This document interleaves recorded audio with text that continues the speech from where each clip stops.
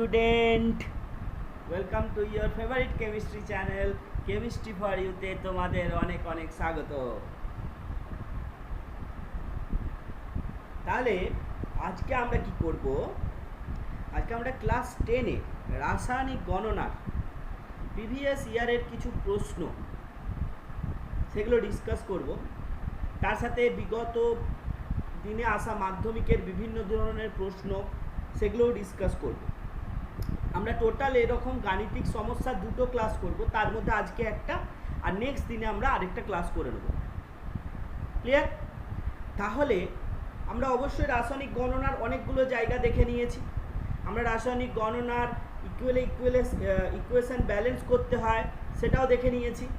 তাহলে সেই জিনিসগুলো আমাদের একটু মাথার মধ্যে রাখতে হবে। ওকে, তাহলে চলো শুরু করা যাক।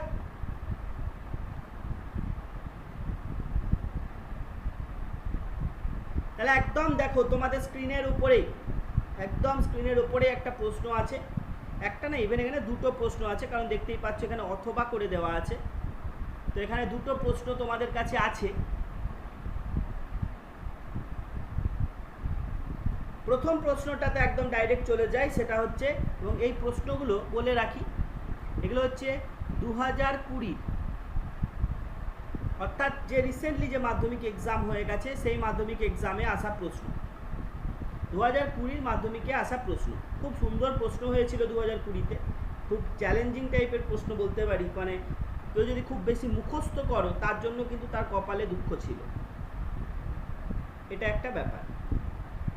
ওকে, তাহলে প্রথমে অঙ্কটা আমাকে কি বলেছে, তারপরে ধাপে ধাপে আমি প্রত্যেকটা জায়গায় চলে যাব। প্রথম অঙ্কটা যেটা 4.2 দাগে যে অঙ্কটা ছিল, সেটা হচ্ছে বলছে কি বলেছে অঙ্কটা। দেখো, যে কোনো অঙ্ক করার আগে প্রথমেই বলেছিলাম অঙ্কের প্রধান জিনিস হচ্ছেই যে অঙ্ককে আমরা কি করে পড়বো এবং সেখান থেকে আমরা কি কি ইনফরমেশন পাচ্ছি সেটাকে কালেক্ট করতে হবে। তাহলে প্রথমেই কি বলেছে, এ এবং বি পরস্পর বিক্রিয়া করে নিচের রাসায়নিক সমীকরণ অনুযায়ী সি উৎপন্ন করে। অর্থাৎ এ এবং বি পরস্পরের সাথে বিক্রিয়া করছে, বিক্রিয়া করে উৎপন্ন করছে কি, বিক্রিয়া করে উৎপন্ন করছে সি। তাহলে সি উৎপন্ন করছে। ওকে, তাহলে বিক্রিয়াটা দেখো তোমাদের এখানে দেওয়া আছে 2a + b, সেখান থেকে 2c। ঠিক আছে? ওকে, তারপরে কি আছে,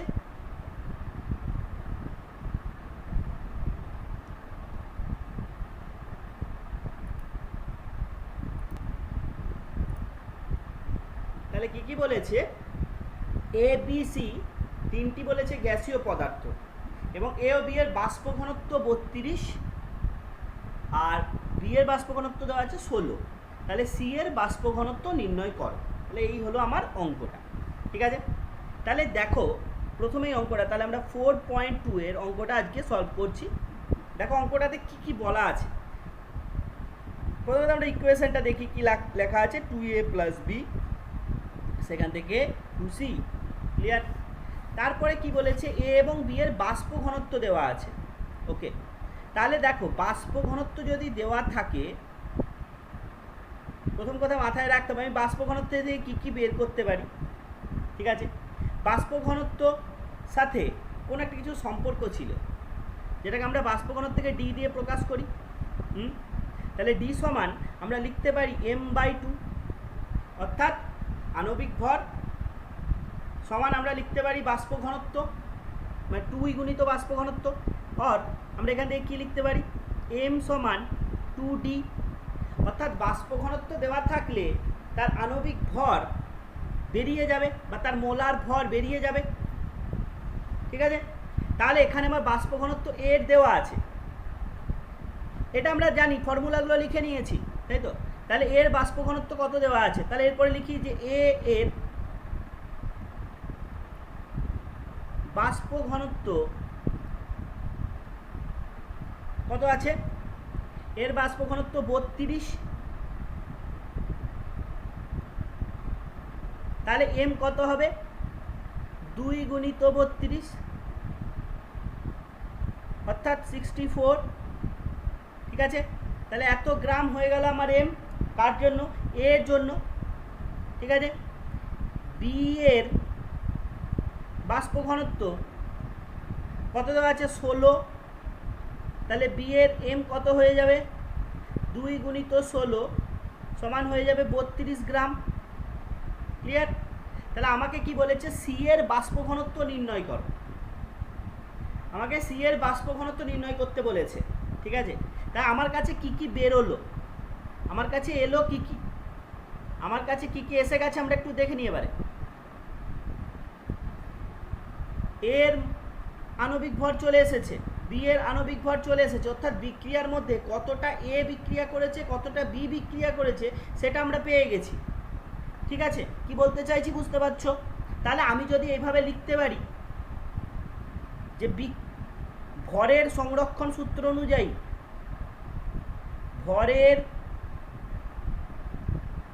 সংরক্ষণ সূত্রানুযায়ী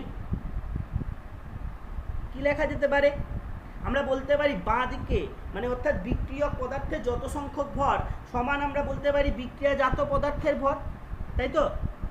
আমরা এটা বলতে পারি যে বিক্রিয়ক পদার্থের মোট ভর সমান বিক্রিয়াজাত পদার্থের মোট ভর।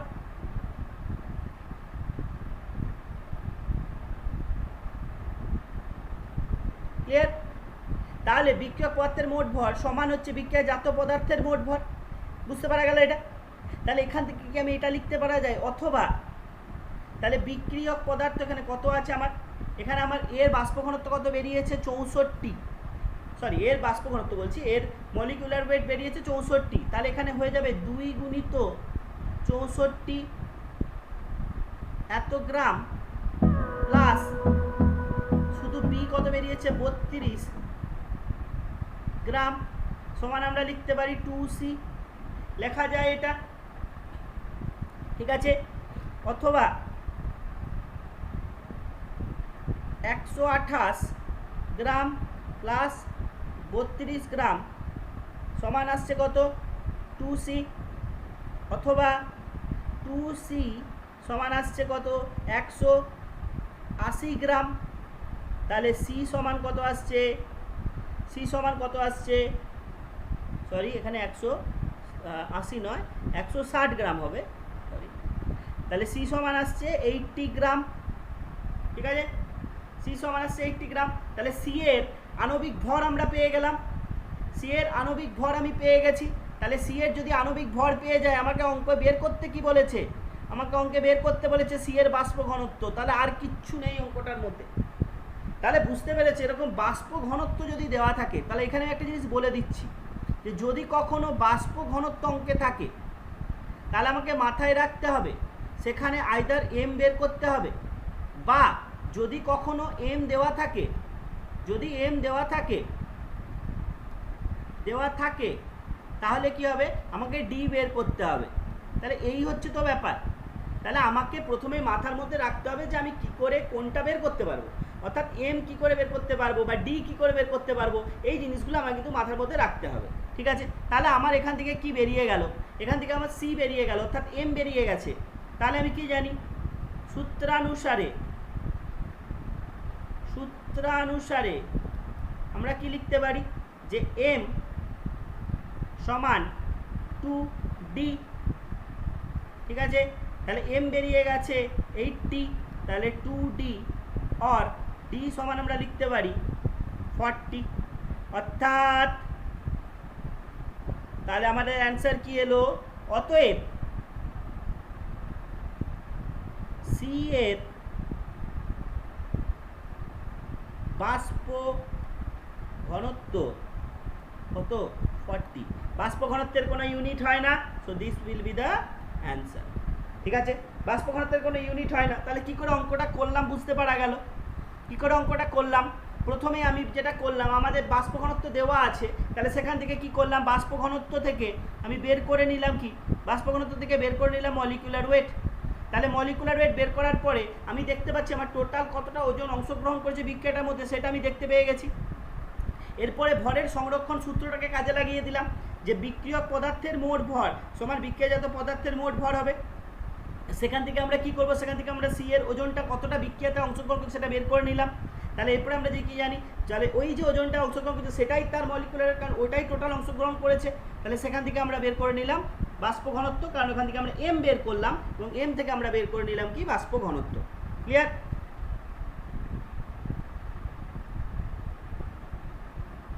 ওকে,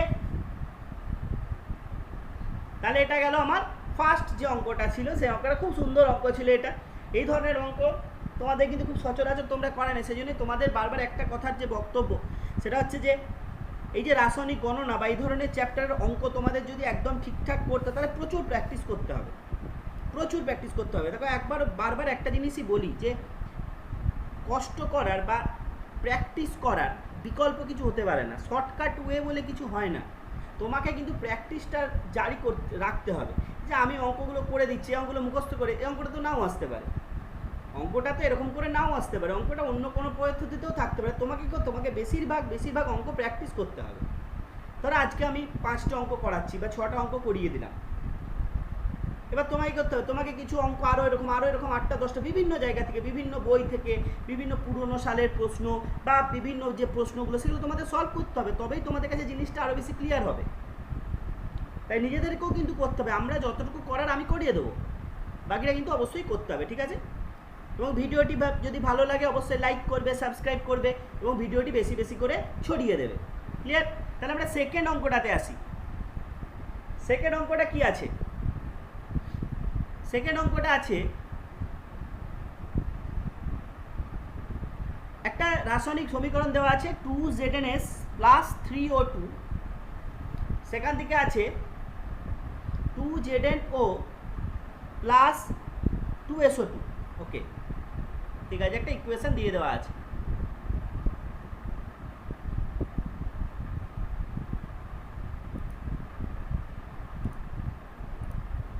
তাহলে দেখো অঙ্কটাতে কি আছে, 2ZnS plus O2 plus ZnO, ঠিক আছে। তাহলে অঙ্কটাতে আমাকে কি বলেছে, প্রথম অঙ্কটাতে কি বলেছে, বলেছে 100 মোল ZnS থেকে কত মোল জিঙ্ক অক্সাইড এবং কত মোল SO2 উৎপন্ন হবে। এই অঙ্কটা আগেরটার থেকে অনেকটাই সোজা। তো তোমাদের দেখো পরীক্ষাতে কিন্তু দেখবে প্রশ্ন আসবে, প্রশ্নটাকে বাদ দিতে শিখতে হবে। মানে ধরো আমি একদম সোজা কথা বলি, এই যে দুটো অঙ্কের মধ্যে, এখানেই একদম বলি তোমাকে, এই দুটো অঙ্কের মধ্যে প্রথম অঙ্কটা কিন্তু সোজা ছিল, বাট অঙ্কটা একটু অন্য ধরনের, মানে ধরো এই ধরনের অঙ্ক খুব একটা লোকে করে না। সুতরাং যে ভালো প্র্যাকটিস করছো তার কাছে কোনো সমস্যাই নেই, বাট তাও আমি বলবো যে যার কারো যদি মনে হয় যে নিচের অঙ্কটা আমি তাড়াতাড়ি করতে পারবো, তো অঙ্কটা প্রথমেই, ওই জন্য 15 মিনিট যে প্রথমে দেওয়া হয় প্রশ্নটা, সে সময় কিন্তু প্রশ্নটাকে নিয়ে প্রশ্নটাকে ভালো করে পড়ে কোনটা আগে পারবে সেটা করবে। একদম নতুন কিছু এক্সপেরিমেন্ট করতে যেও না খুব আগে, তাহলে কিন্তু পরীক্ষার হলে যদি অঙ্কটা কোনো কারণে না মেলে তখন কিন্তু তখন একটা দেখবে অ্যাংজাইটি হয়ে যায়, একটা ভয় হয়ে যায়, তখন আরও যে অঙ্কগুলো কোশ্চেনগুলো পারতে সেগুলো কিন্তু আর পারবে না। সেজন্য অঙ্কগুলো চেষ্টা করবে যে অঙ্কটা তুমি বুঝতে পারছো সেটাকে অ্যাটেম্প্ট করো, তারপরে দেখবে যখনই তুমি কনফিডেন্স পেয়ে যাবে অটোমেটিক্যালি আননোন কোশ্চেনটা তোমার হয়ে গেছে। ঠিক আছে? ওকে, তাহলে এখানে দেখো কি বলেছে অঙ্কটাতে, যে 2ZnS অর্থাৎ 100 মোল জিঙ্ক সালফাইড থেকে, তার মানে আমাকে বলেছে 100 মোল জিঙ্ক সালফাইড থেকে কত গ্রাম জিঙ্ক অক্সাইড এবং কত মোল SO2 উৎপন্ন হবে, এটা বলেছে। তাহলে আমি যদি প্রশ্নটা করি, আমি যদি অঙ্কটা লিখে নিই যে 2ZnS প্লাস 3O2, সেখান থেকে 2ZnO প্লাস 2SO2, আমি যদি এটা লিখে নিই, তাহলে দেখো এখান থেকে আমি একটা জিনিস বুঝতেই পারছি অঙ্কটা থেকে, তাহলে আমি প্রশ্নানুসারে আমি কি লিখতে পারি, প্রশ্ন অনুসারে আমি লিখতে পারছি যে দেখো এইগুলো যে সংখ্যা 2, 3 এগুলো কি বোঝায়, যে কতটা বিক্রিয়া করেছে। আমি কি এখান থেকে বলতে পারি যে 2 মোল জিঙ্ক সালফাইড খরচা হয়েছে 2 মোল SO2 তৈরি করার জন্য, বা 2 মোল জিঙ্ক সালফাইড খরচা হয়েছে 2 মোল জিঙ্ক অক্সাইড তৈরি হওয়ার জন্য। তাহলে অঙ্কটাতে তো আমাকে তাই চেয়েছে, কত গ্রামে চেয়েছে, তাহলে আমি মোলটা আগে বের করে নেবো, সেখান থেকে আমি গ্রামে চলে যেতে পারবো। তাহলে আমি কি এটা লিখতে পারি যে 2 মোল জিঙ্ক অক্সাইড উৎপন্ন হয়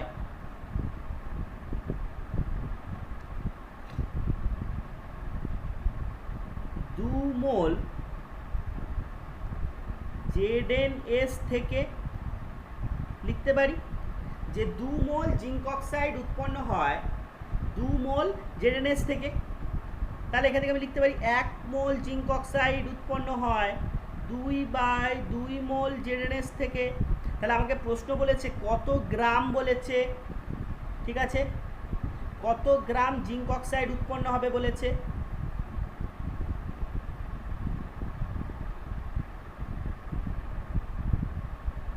ঠিক আছে, তাহলে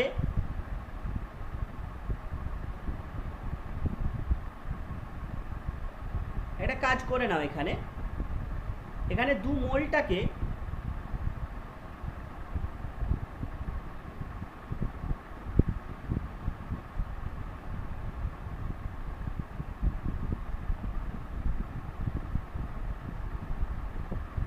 একটা কাজ করো এখানে যে ও তোমাকে বলেছে কি 100 মোল ZnS থেকে কত গ্রাম উৎপন্ন হয় বলেছে, তাই তো? সরি, একটু উল্টো হয়ে গেছে এটা।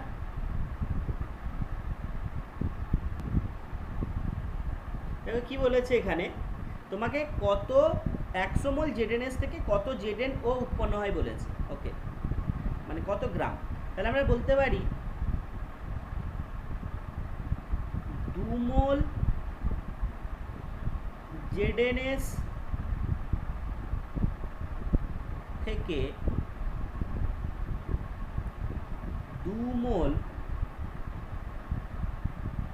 ZnO উৎপন্ন হয়।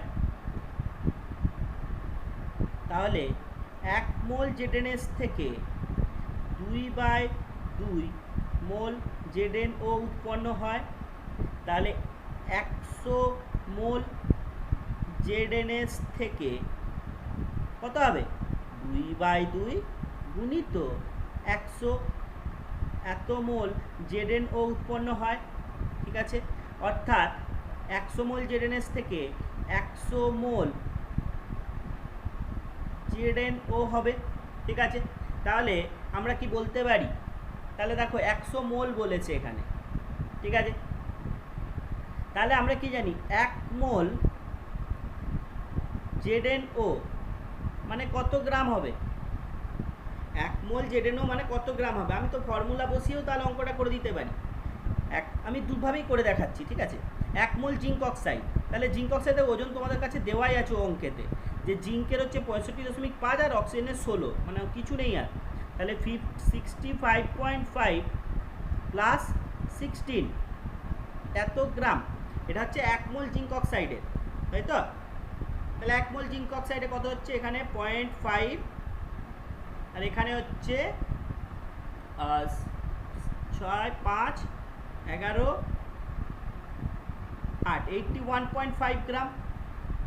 81.5 গ্রাম হচ্ছে 1 মোল জিঙ্ক অক্সাইডের। ঠিক আছে, তাহলে 100 মোল জিঙ্ক অক্সাইডের কত হবে, তাহলে 100 মোল জিঙ্ক অক্সাইড কত গ্রাম বলেছে, তার মানে 100 মোল জিঙ্ক অক্সাইড মানে কত হবে 81.5 গুণিত 100 এত গ্রাম, তার মানে হবে 8150 গ্রাম। ঠিক আছে, হয়ে গেল কত, 100 মোল জিঙ্ক অক্সাইডের জন্য হয়ে গেল 8150 গ্রাম। বা তুমি এইভাবেও করতে পারতে, কীরকম করে দেখো, তুমি এবার লিখতে পারতে n = W/m।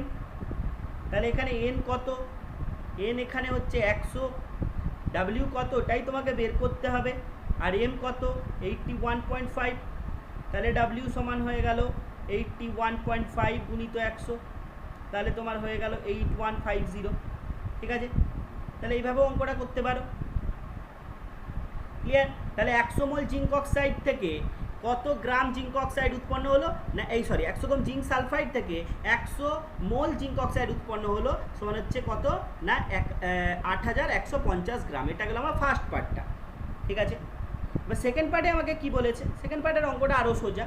সেকেন্ড পার্টের অঙ্কটা আমাকে বলে দিয়েছে যে আমাকে কি বের করতে বলেছে, সেকেন্ড পার্টে আমাকে বের করতে বলেছে কত মোল SO2 উৎপন্ন হয়। তাহলে দেখো তো বিক্রিয়া থেকে কত মোল হয়েছে, 2 মোল জিঙ্ক সালফাইড থেকে 2 মোল SO2 উৎপন্ন হয়েছে, তার তো কিছু নেই। তাহলে 100 মোল জিঙ্ক সালফাইড থেকে 100 মোল SO2 উৎপন্ন হবে, ব্যাস।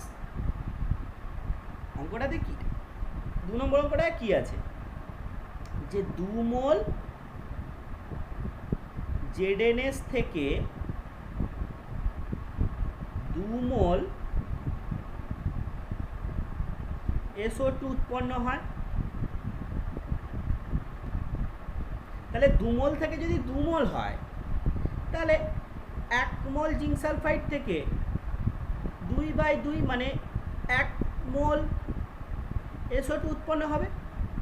তাহলে 100 মোল জিঙ্ক সালফাইড থেকে 1 গুণিত 100, তার মানে কত হয়ে গেল, 100 মোল উৎপন্ন হবে।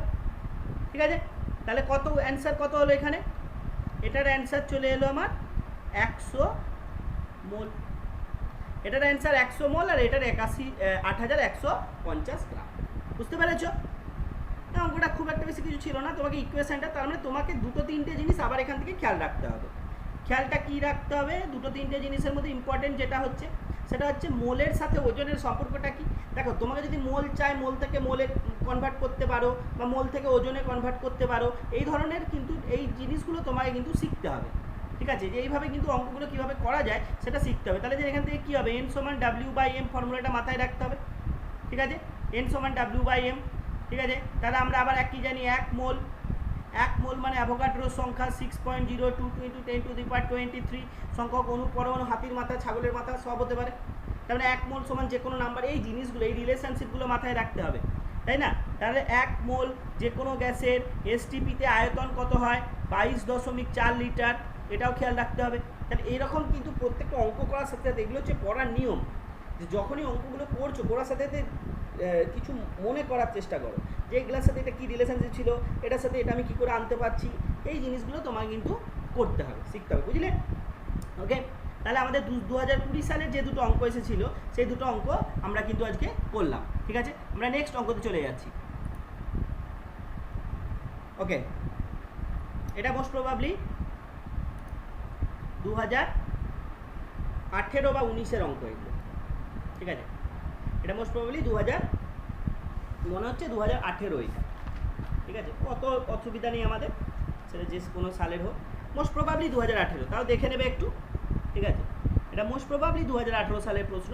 ঠিক আছে, তাহলে আমরা 3টে সালের প্রশ্ন আজকে করবো, 2018, 2019, 2020।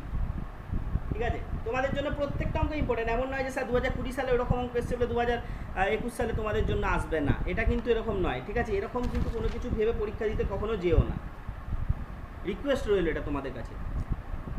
ঠিক আছে, তাহলে দেখো অঙ্কটা একদম ডাইরেক্ট কী বলছে, আমরা প্রথম থেকে চলে আসি। দেখো 4.2 নাম্বারে তাহলে অঙ্কগুলো পাবে। তাহলে যে কোনো সালের প্রশ্ন যখন দেখবে, এবং তোমরা চেষ্টা করবে 2014-15 পরের থেকে প্রশ্নগুলো দেখা, তাহলে সেখানে 4.2 এই দাগের অঙ্কগুলো তোমাদের করবে। ঠিক আছে, তাহলে দেখো কী বলেছে, আয়রন পাইরাইটিসকে অতিরিক্ত বায়ুপ্রবাহে পুড়িয়ে সালফিউরিক অ্যাসিডের শিল্প উৎপাদনের জন্য প্রয়োজনীয় SO2 উৎপাদন করা হয়। ওকে, SO2 উৎপাদন করা আয়রন পাইরাইটাইসকে উত্তপ্ত করে। বিক্রিয়ায় রাসায়নিক সমীকরণ দেওয়া হয়ে গেছে, ব্যাস সুন্দর। বিক্রিয়ায় রাসায়নিক সমীকরণ দিয়ে দিয়েছে, ব্যালেন্স করে দিয়েছে, মানে তোমার ঝামেলাই কমিয়ে দিয়েছে। বলছে 512 গ্রাম SO2 উৎপাদনের জন্য কত গ্রাম APS2 প্রয়োজন। মানে বুঝতেই পারছো, ওজন তুলনা করতে দিয়েছে তোমাকে। কি দেওয়া আছে, 4 এগুলো দেওয়া আছে, অর্থাৎ মোল দেওয়া আছে, ওজনে নিয়ে যেতে হবে বা একটু বের করে নিতে হয় এরকমভাবে। তোমাকে বলেছে 512 গ্রাম SO2। দেখো তুমি এখান থেকে কী করতে পারো, অঙ্কটা থেকে তুমি এখান থেকে আমাকে কী বলেছে, দেখো 4 আর এখানে 8, মানে আমার এই দুটো তো লাগবে, যে APS2 আর SO2। তার মানে তুমি এখানে এরকম বলতে পারো যে 4 মোল APS2 থেকে 8 মোল SO2 উৎপন্ন হচ্ছে, তাহলে 512 গ্রাম। তাহলে তুমি মোলটাকে ওজনে নিয়ে আসতে পারো। কিন্তু দেখো একটা জিনিস মাথায় রাখবে, আমাকে কষ্টটা কমাতে হবে। আমার যেহেতু দুটোই মোলে আছে, তাহলে আমি এই 512 গ্রামটাকে মোলে নিয়ে গেলেই আমার সমস্যা মিটে যাবে, কারণ আমাকে তো গ্রামে বের করতে বলেছে, তাহলে আমি তখন বের করে দেবো, কোনো অসুবিধা নেই। ঠিক আছে, ওকে, তাহলে দেখো অঙ্কটা তাহলে কীভাবে করা যেতে পারে। খুবই সোজা অঙ্ক এটা। অঙ্কটা আমাদের জন্য একটু বেশি সোজা করে দিয়েছে মনে হচ্ছে। ঠিক আছে, তাহলে 4.2 একদম প্রথম অঙ্কটা করব। তাহলে এই প্রশ্ন যখনই করবে মাথায় রাখবে, এরকম করে যখন খাতার মার্জিন দিচ্ছ, মার্জিনের এই দিকে অবশ্যই নাম্বার থাকবে, এরকমভাবে লিখবে লিখে এরকম লিখবে। এবার ধরো সাপোজ অঙ্ক করছো অথবারটা, তাহলে এখানে 4.2 অথবা লিখবে, দিয়ে কিন্তু লিখে সার্চ করবে, এটা মানে লেখা স্টার্ট করবে। এটা যেন মাথায় থাকে তোমাদের, জিনিসগুলো কিন্তু এরকমভাবে পরিষ্কার পরিচ্ছন্ন করে খাতার মধ্যে যেন থাকে, ঠিক আছে? কারণ পরিষ্কার পরিচ্ছন্নতার জন্য কিন্তু মাধ্যমিকের নাম্বারটা যথেষ্ট ভালো দেওয়া হয়।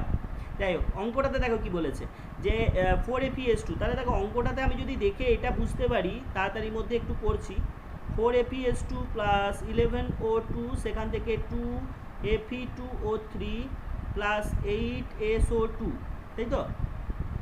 8SO2, তাহলে এটা তোমাদের অঙ্কেটা আছে। তার মানে এখান থেকে আমি বলতে পারি যে আমাকে প্রশ্নে বলেছে 500 গ্রাম এসোর উৎপাদনে কত গ্রাম APS2 প্রয়োজন। ওকে, কত গ্রাম APS2 প্রয়োজন বলেছে। ওকে, তাহলে আমি বলতে পারি 512 গ্রাম। তাহলে আমি এখান থেকে লিখতে পারি N = W/M, ঠিক আছে? তাহলে SO2 এর M আগে বের করে নাও। তাহলে SO2 এর M কত হবে, মানে আণবিক ভর কত হবে, সালফারের কত, সব দেখো দেওয়া আছে। সালফারের 32 আর অক্সিজেনের 2 × 16 মানে 32, তাহলে টোটাল হয়ে গেল কত, 64 গ্রাম। টোটাল হয়ে গেল 64 গ্রাম, তাই তো? তাহলে N = হয়ে যাবে, দেওয়া আছে কত, 512, W 512 আর M কত, 64, তাহলে অ্যান্সার কত চলে আসবে, 8। তাহলে কত এলো, 8 মোল। তাই অঙ্কটাতে আর কিছু নেই, মানে অঙ্কটা এতই সোজা করে দিয়েছে। তাহলে তো প্রশ্নটা তো দেখো দেওয়াই ছিল যে 8 মোল SO2 তৈরি করতে তোমার 4 মোল FeS2 লাগবে, মানে FeS2 খরচা হবে। ঠিক একই তাই বেরিয়ে গেছে। তার মানে তোমাকে এখানে 4APS2 যেটা আছে সেটার তোমাকে ওজনটা, মানে 4 মোল FeS2 ওজনটা বের করতে হবে। তাহলে আমি প্রশ্নানুসারী কি লিখতে পারি, প্রশ্নানুসারে আমি তাই লিখতে পারি। দেখো তাহলে আমি বলতে পারি যে FeS2, 1 মোল FeS2 মানে কত, 1 মোল FeS2 তার মানে কত গ্রাম হবে, ঠিক আছে? কত গ্রাম হবে, আয়রনের দেখো দেওয়া আছে 56, আর সালফারের কত, সালফারের 2 × 32, ঠিক আছে? তাহলে কত গ্রাম চলে এলো, 480 গ্রাম, ঠিক আছে? তাহলে 1 মোলে, হ্যাঁ 480 গ্রাম, তাহলে 480 গ্রাম লাগছে। তাহলে ব্যাস, অঙ্কটাতে তো আর কিছু নেই, অঙ্কটাতে তো এটাই দেওয়া ছিল যে 8 মোল SO2, সরি, এখানে 4 হবে, এখানে 4 মোল করে, এটা 4 মোল না করে, ঠিক আছে? তাহলে 4 × তাহলে এটা হলো 480 গ্রাম, অর্থাৎ 4 মোল FeS2 মানে 480 গ্রাম। তাহলে আমি আমার প্রশ্ন অনুসারে আমি বলতে পারি যে 512 গ্রাম SO2 উৎপাদনের জন্য কত লাগবে, 480 গ্রাম FeS2। ক্লিয়ার? বুঝতে পেরেছো অঙ্কটার মধ্যে? তাহলে তোমাকে চেষ্টা করতে হবে, মোল দেওয়া ছিল সেখান থেকে গ্রামে কনভার্ট করার, বা তুমি মোল থেকে মোলে কনভার্ট করবে, যেটা তোমার ইচ্ছে, তোমার যেটা ভালো লাগবে। তুমি এখানে দেখো, এখানে মোল থেকেও তুমি গ্রামেও কনভার্ট করতে পারতে, মানে তুমি এইভাবেও অঙ্কটা করতে পারতে যে 480 গ্রাম FeS2 থেকে খরচা হতো 512, মানে 512 গ্রামের জন্য 480, কিন্তু অঙ্কতে আমার দিয়েই দিয়েছে। তাহলে বাস তুমি এখান থেকে ডাইরেক্ট ওজন বের করে নিতে পারতে, যে 4 মোল FeS2 মানে কত হচ্ছে সেটা বের করে নিলাম, 4 মোল মানে কত গ্রাম, আর এখানে 8 মোল মানে কত গ্রাম, সে দুটো বের করে নিলে, দিয়ে গ্রামে গ্রামে তুলনা করে দিলে যে এত গ্রাম তৈরি হওয়ার জন্য এত গ্রাম খরচা হচ্ছে, সেইভাবেও করা যেতে পারে। ক্লিয়ার? বুঝতে পারা গেছে? অঙ্কটা একদম পরিষ্কার পরিচ্ছন্ন হয়ে গেছে। ভিডিওটা প্রত্যেকটা জিনিস দেখবে এবং অঙ্কগুলো করার সাথে সাথে নিজেরাও কিন্তু খাতায় লিখবে, অবশ্যই খাতায় লিখবে কিন্তু অঙ্কগুলো, ঠিক আছে? সলভ করে নেবে অঙ্কগুলো, নাহলে কিন্তু সমস্যা হবে। ওকে, তাহলে এবারে নেক্সট অঙ্কটাতে আসছি। নেক্সট অঙ্কটা অথবা যে অঙ্কটা সেটা আছে, সেটা দেখো কি বলেছে, কোনো ধাতব কার্বনেটের 200 গ্রামকে উত্তপ্ত করলে, কোনো ধাতব কার্বনেটের 200 গ্রামকে উত্তপ্ত করলে 112 গ্রাম ধাতব অক্সাইড ও একটি গ্যাসীয় যৌগ উৎপন্ন হয়। Very good. গ্যাসটির বাষ্প ঘনত্ব দিয়ে দিয়েছে, তাহলে কত মোল উৎপন্ন হয়। ঠিক আছে, তাহলে আমাকে দেখো ব্যাপারটা এরকম হয়েছে, প্রশ্নটা তাহলে দেখে নিয়েছো। তাহলে দেখো ধাতব কার্বনেট বলেছে, মানে আমি বলতে পারি MCO3, তাকে হিট করা হয়েছে, তার ফলে উৎপন্ন হয়েছে ধাতব অক্সাইড, প্লাস উৎপন্ন হয়েছে একটা গ্যাস। তো গ্যাসটা আমরা জানি না, আননোন গ্যাস। এবার আমাকে বলে দিয়েছে যে কত কত বিক্রিয়া করেছে, 200 গ্রাম বলেছে আমার বিক্রিয়া করেছে ধাতব কার্বনেটটা, তার ফলে উৎপন্ন হয়েছে 112 গ্রাম ধাতব অক্সাইড। তাহলে বুঝতে পারছো তাহলে কতটা গ্যাস উৎপন্ন হয়েছে, এটা কি বের করা যাবে না? আমার যদি বলে যে 200 গ্রামকে উত্তপ্ত করে তার মধ্যে আমার 112 গ্রাম ধাতব অক্সাইড উৎপন্ন হয়েছে, তাহলে কতটা গ্যাস উৎপন্ন হয়েছে কি বলা যাবে না? যাবে, তাই না? কারণ আবার একই রকম যে সেই ভরের সংরক্ষণ সূত্র অনুযায়ী, তাহলে গ্যাস কতটা উৎপন্ন হবে? গ্যাস উৎপন্ন হবে কতটা? 200 থেকে আমি যদি 112 গ্রাম বাদ দিই, তাহলে যেটা উৎপন্ন হবে সেটাই হচ্ছে আমার গ্যাস। তাহলে উৎপন্ন গ্যাসের পরিমাণ কত? উৎপন্ন গ্যাসের পরিমাণ হচ্ছে 80 গ্রাম। ঠিক আছে, উৎপন্ন গ্যাসের পরিমাণ 80 গ্রাম, অর্থাৎ টোটাল 80 গ্রামটা আমার এই বিক্রিয়াটাকে উৎপন্ন হয়েছে। মানে ভাষাটা যদি এরকম আমি বলি যে 200 গ্রাম তোমার ধাতব কার্বনেটকে উত্তপ্ত করলে 112 গ্রাম ধাতব অক্সাইড এবং 80 গ্রাম গ্যাস উৎপন্ন হয়। ঠিক আছে, 80 গ্রাম গ্যাস উৎপন্ন, তাহলে 80 গ্রাম গ্যাস সমান কত মোল গ্যাস? তোমাকে প্রশ্নটাতে এটাই তো বলে দিয়েছে যে কত মোল গ্যাসীয় যৌগটি উৎপন্ন হলো।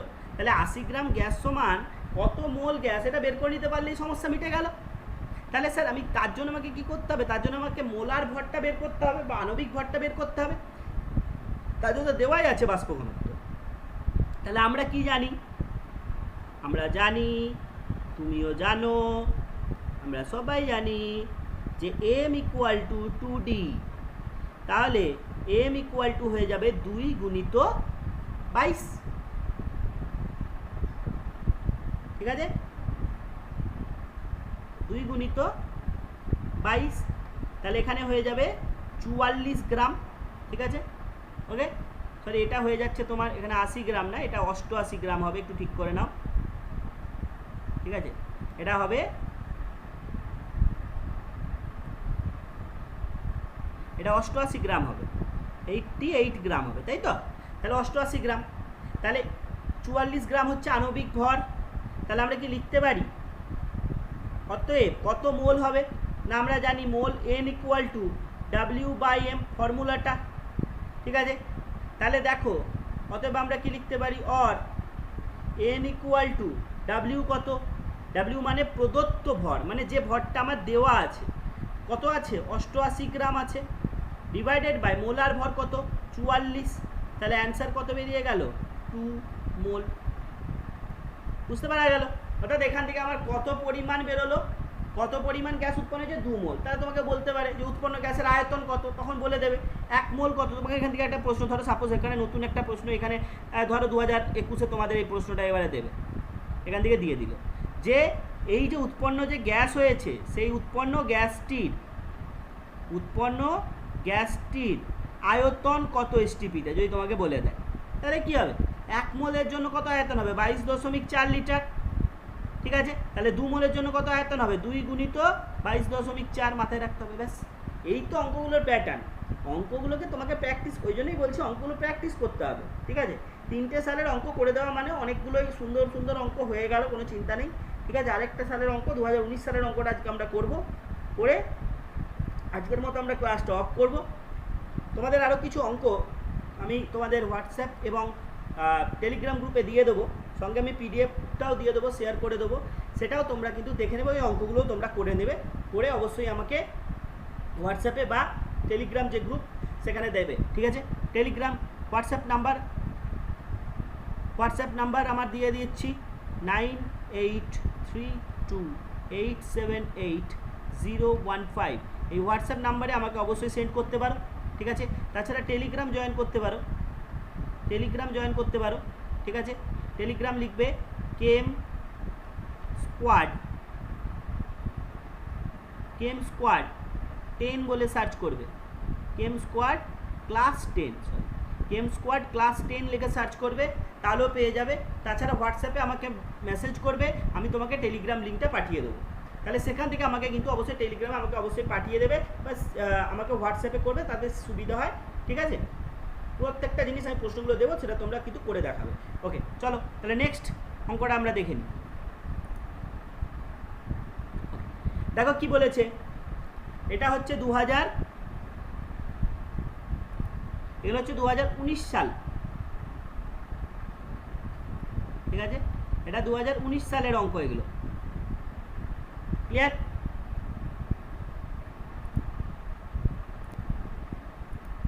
তাহলে প্রথম অঙ্কটা দেখো কি বলেছে, উচ্চ তাপমাত্রায় অ্যালুমিনিয়াম দ্বারা Fe2O3 কে বিজারিত করে 558 গ্রাম Fe প্রস্তুতির জন্য কত গ্রাম অ্যালুমিনিয়াম প্রয়োজন, বিক্রিয়াটাতে কত মোল Fe2O3 লাগবে। ঠিক আছে, এই হচ্ছে আমার প্রশ্নটা। ঠিক আছে, তাহলে প্রশ্নটা আমরা শুরু করি অ্যান্সারটা। তাহলে প্রশ্নটা কি বলেছে, অ্যালুমিনিয়ামের সাথে কি হবে, Fe2O3 বিক্রিয়া হবে, সেখান থেকে উৎপন্ন হবে কি, উৎপন্ন হবে আয়রন Fe।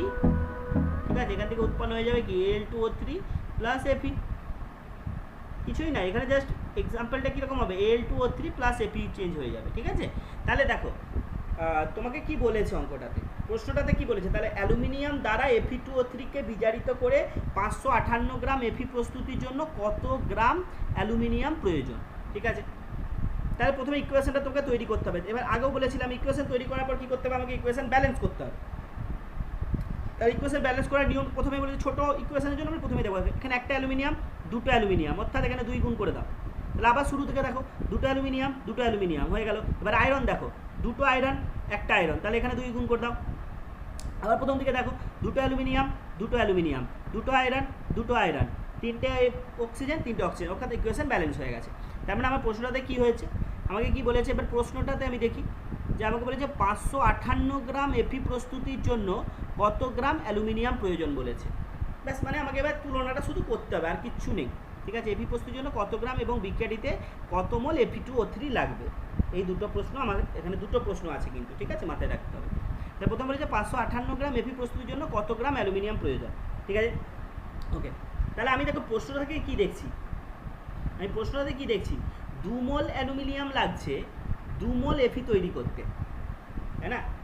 2 মোল অ্যালুমিনিয়াম লাগছে 2 মোল Fe তৈরি করতে। ক্লিয়ার? ওকে, তাহলে আমি কি করতে পারি, আমি তাহলে এখানে ওজনটা বের করে নাও, কারণ আমাকে এখানে গ্রামে বের করতে বলেছে, তাহলে ওজন বের করে নেওয়া আমার সুবিধা হবে। তাহলে 2 মোল Fe আর 2 মোল অ্যালুমিনিয়ামের ওজন বের করে নাও। ঠিক আছে, তাহলে আমরা কি জানি, N = W/M। ঠিক আছে, তাহলে 2 মোলের জন্য কত বেরোবে, তাহলে এখানে N, এটা অ্যালুমিনিয়ামের জন্য N কত বেরোবে, অ্যালুমিনিয়ামের N কত বেরোবে, এখানে 2 মোল বলেছে। ঠিক আছে, তাহলে অ্যালুমিনিয়াম হচ্ছে দেখো দেওয়া আছে 27, তাহলে W, 2 মোল অ্যালুমিনিয়ামের ওজন কত, তাহলে এখানে W বেরিয়ে যাবে 54 গ্রাম। তাহলে 2 মোল অ্যালুমিনিয়ামের ওজন হচ্ছে 54 গ্রাম, তাই তো? 2 মোল অ্যালুমিনিয়াম বের করলাম, আমি অঙ্কটা কিন্তু শর্টকাটে তোমাদের করছি, কিন্তু তোমাদের কিন্তু পরীক্ষাতে বেশ ভালো করে ভাষা দিয়ে লিখতে হবে। ঠিক আছে, অতএব এখানে আমি কি করলাম, 2 মোল অ্যালুমিনিয়ামের ওজন বের করলাম। ঠিক আছে, এখানে কত, 2 মোল Fe, এখানে পাশে লিখে দিচ্ছি, 2 মোল অ্যালুমিনিয়ামের ওজন কত বেরোলো, 54 গ্রাম। ঠিক আছে, 2 মোল অ্যালুমিনিয়ামের ওজন বেরোলো 54 গ্রাম। ওকে, তারপরে কি আছে, 2 মোল Fe, তাহলে 2 মোল Feর ওজন তাহলে কত হবে, একই রকমভাবে N = W/M। ঠিক আছে, ফর্মুলা ইউজ করে করতে পারো, কোনো সমস্যা নেই, অথবা 2, ঠিক আছে, W আর M কত, এখানে কত দেওয়া আছে দেখো, কোশ্চেনে দেওয়া আছে 55.8। ঠিক আছে, তাহলে 55.8, তাহলে W কত বেরিয়ে গেল, W বেরিয়ে যাচ্ছে তাহলে 111.6 গ্রাম। ঠিক আছে, তাহলে 2 মোল Fe মানে 111.6 গ্রাম, আর 2 মোল অ্যালুমিনিয়াম মানে 54 গ্রাম, এই দুটো আমাদের কাছে হয়ে গেল। ঠিক আছে, তাহলে আমাকে অঙ্কে বের করতে কি বলেছে, এবার আমাকে করতে হবে, আমাকে কত গ্রাম অ্যালুমিনিয়াম প্রয়োজন বলেছে। তাহলে যেটা প্রয়োজন সেটাকে আমি ডান দিকে রাখবো, আর যেটা আমার দরকার নেই বা যেটা আমার প্রদত্ত আছে সেটা আমি বাঁ দিকে রাখবো। ঠিক আছে, তাহলে আমি এইভাবে লিখতে পারি, কত অ্যালুমিনিয়াম প্রয়োজন বলেছে, তাহলে আমি ঐকিক নিয়মে করতে পারি যে 111.6 গ্রাম 111.6 গ্রাম Fe প্রস্তুত করতে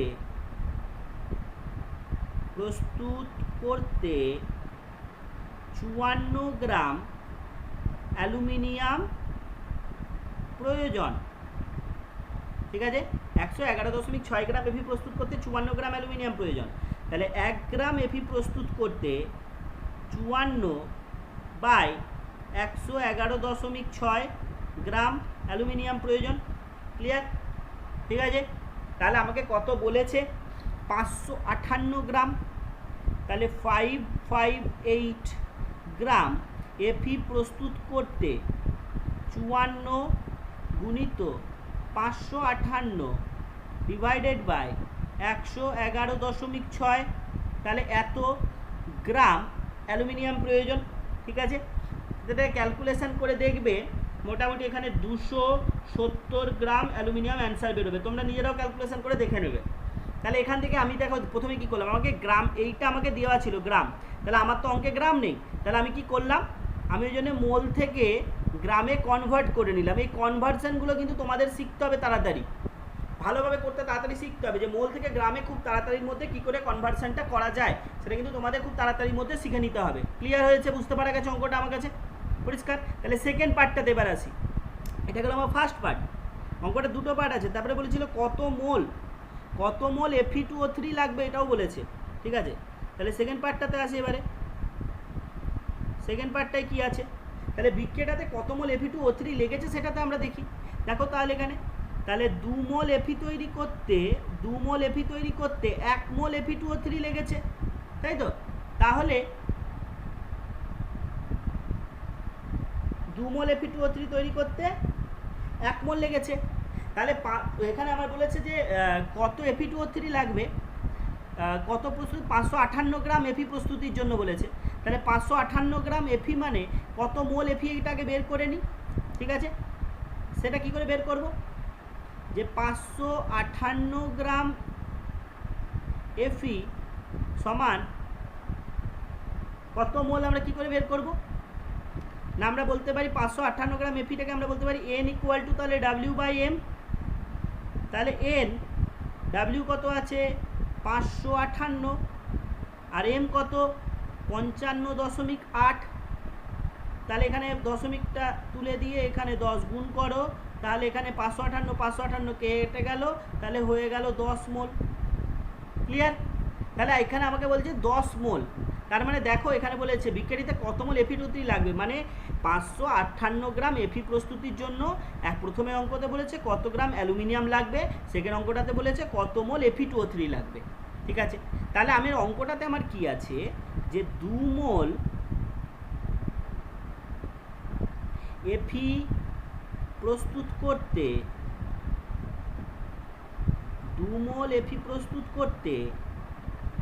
1 মোল Fe2O3 প্রয়োজন। ঠিক আছে, তাহলে 1 মোল এফি প্রস্তুত করতে হাফ মোল Fe2O3 প্রয়োজন। তাহলে 10 মোল এফি প্রস্তুত করতে হাফ ইন্টু 10 অর্থাৎ 5 মোল কি লাগবে Fe2O3 প্রয়োজন। ঠিক আছে, বুঝতে পারলে? তাহলে এইভাবে অঙ্কগুলোর ভাষা বুঝতে হবে তোমাকে, অঙ্কগুলোর ভাষা বুঝতে হবে।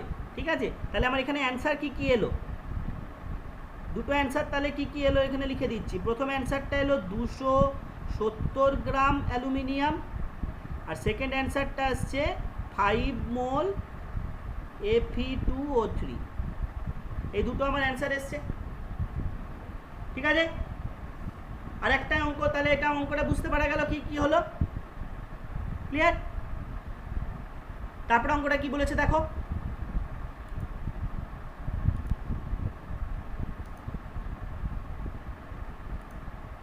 তাহলে এখানে আমাকে কি বলেছে নেক্সট অঙ্কতে, যে এবার অঙ্ক যে নাবাবু বলেছিলাম যে অঙ্ক চুজ করতে শেখো। সেকেন্ড অঙ্কটা করলে তোমরা বুঝতে পারবে সেকেন্ড অঙ্কটা ফার্স্ট অঙ্কের থেকে অনেক কিন্তু সোজা। ঠিক আছে, এবং অনেক তাড়াতাড়িও সম্ভব।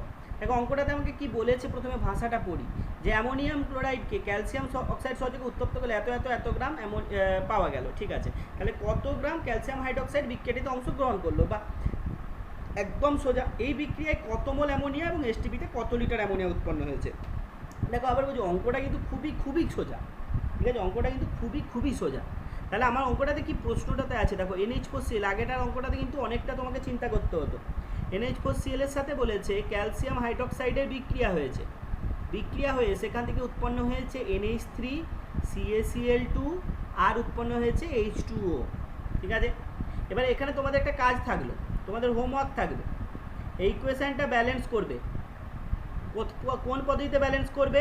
ABCD পদ্ধতিতে। এবং কতক্ষণ লাগছে আমাকে বলবে। আমি বলছি কেউ যদি খুব ভালো করো, এটা করতে তোমার 40 সেকেন্ড টাইম লাগতে পারে, 40 থেকে 45 সেকেন্ড টাইম লাগতে পারে।